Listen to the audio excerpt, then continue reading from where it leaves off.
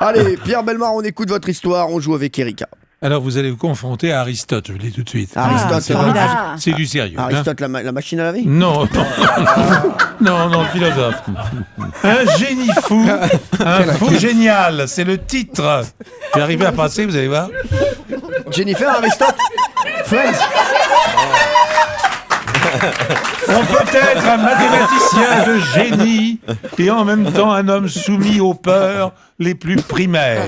Non, Aristote au nazisme. L'un des meilleurs exemples en est certainement Kurt Gödel, logicien célèbre, né en 1906 en Autriche.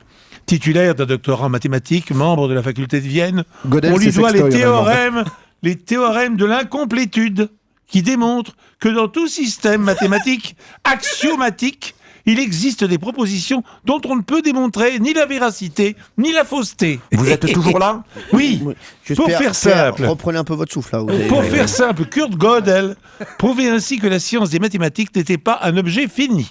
Avec cette théorie, le logicien d'origine autrichienne révolutionna la philosophie des mathématiques, et en particulier la question de leur fondement.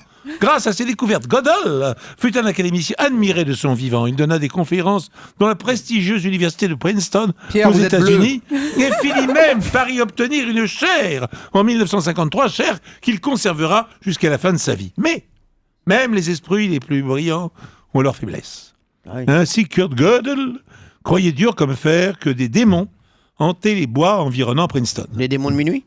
Et il vivait dans la peur de se voir dépossédé du contrôle de sa pensée par ces êtres maléfiques. Progressivement, il vira dans une paranoïa aiguë. Lorsque sa femme fit un séjour à l'hôpital en 1978, il refusa de se nourrir, ne voulant pas consommer d'autres plats que ceux qu'elle préparait elle-même. Après s'être infligé plusieurs semaines de jeûne, le brillant mathématicien ami d'Einstein finit par mourir d'inanition. Alors, maintenant, deux versions. Aristote a dit « Il n'y a point de génie sans un grain de folie ». Deuxième version. Oui. Aristote a dit « Il n'y a point de folie où il y a du génie ». Excusez-moi, c'est quoi la différence?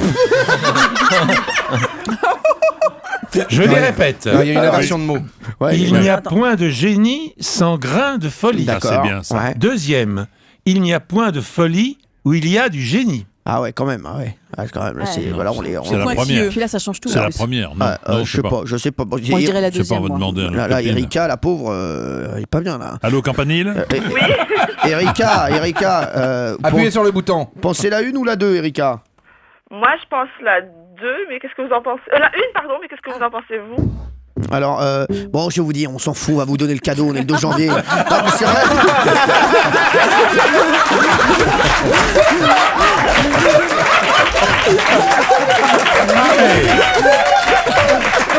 Non, mais c'est vrai. Ça va.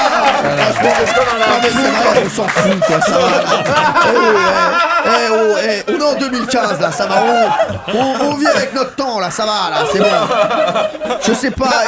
Attends, mais Bellemare, il a bossé toute la nuit. Voilà. Il a fait 2 chutes et tout. Attends. Voilà, ça va. Alors, c'était quoi, Pierre? Alors, il faut donner la réponse. Ouais, bah, Alors, ouais. la dame ne l'a pas donnée. Moi, je dis la 2. Moi, je dis la 2. Qu'est-ce qu'elle a dit? Elle a dit Elle la a dit une. la une ou la deux? Dites génie en premier. Ouais, Sans un grain de folie. Oui, voilà. moi je dis ça. Alors, il n'y a point de génie sans un grain de folie. Ouais. Oui. C'est ce que vous avez choisi. Oui. Ouais. Vous pensez qu'Aristote a dit ça? Oui. Nous sommes, nous sommes d'accord. Ah bah voilà.